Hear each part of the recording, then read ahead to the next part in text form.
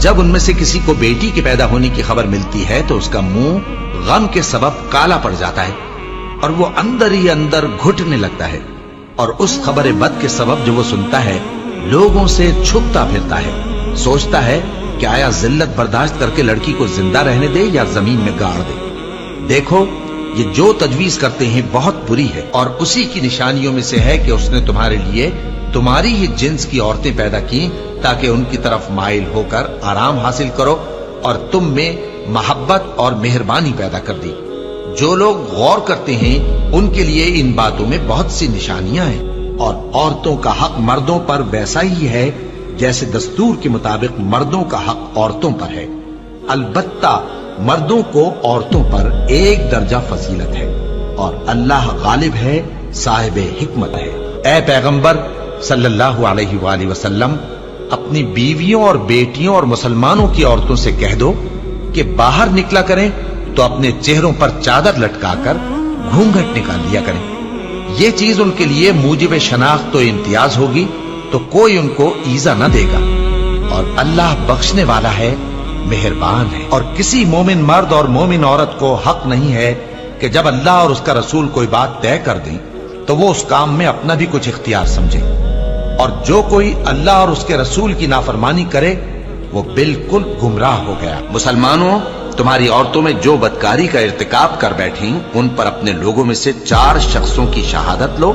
अगर वो उनकी बदकारी की गवाही दें तो उन औरतों को घरों में बंद रखो यहां तक कि मौत उनका काम तमाम कर दे, या अल्लाह उनके लिए कोई और सबील पैदा करे। और जो 2 मर्द तुम में से बदकारी करें तो उनको ईजा दो, फिर अगर वो तौबा कर लें और नेकुकार हो जाएं तो उनका पीछा छोड़ दो। बेशक अल्लाह तौबा कबूल करने वाला है, मेहरबान है। और जिस चीज में अल्लाह ने तुम में से बाज को बाज पर फजीलत दी है उसकी तमन्ना मत करो। मर्दों को उन कामों का सवाब है जो उन्होंने किए, और औरतों को उन कामों का सवाब है जो उन्होंने किए, और अल्लाह से उसका फजल करम मांगते रहो।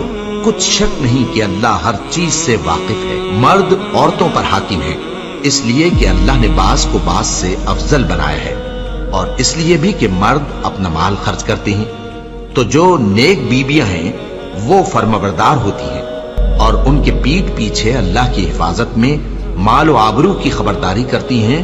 और जिन औरतों की निस्बत तुम्हें मालूम हो कि सरकशी और बदखुई करने लगी हैं तो पहले उनको जबानी समझाओ, अगर न समझें तो फिर उनके साथ सोना तर्क कर दो।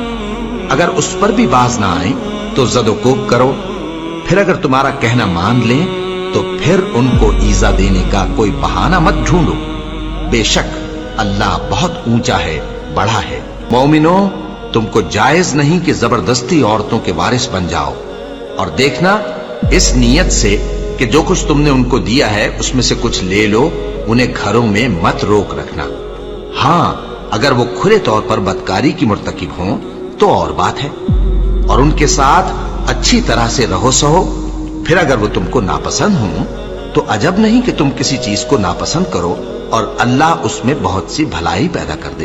बदकारी करने वाली औरत और बदकारी करने वाला मर्द जब उनकी बदकारी साबित हो जाए तो दोनों में से हर एक को 100 दुर्रे मारो।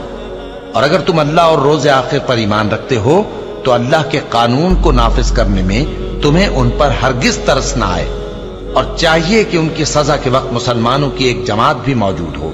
बदकार मर्द तो बदकार या मुशरिक औरत के सिवा किसी से निकाह नहीं करता, और बदकार औरत को भी बदकार या मुशरिक मर्द के सिवा और कोई निकाह में नहीं लाता। और ये यानी बदकार औरत से निकाह करना मोमिनों पर हराम है। और जो लोग परहेजगार औरतों को बदकारी का ऐब लगाएं और उस पर 4 गवाह न लाएं तो उनको 80 दुर्रे मारो, और कभी उनकी शहादत कबूल न करो, और यही बदकिरदार है। हाँ, जो उसके बाद तौबा कर लें और अपनी हालत संवार लें तो अल्लाह भी बख्शने वाला है, मेहरबान है।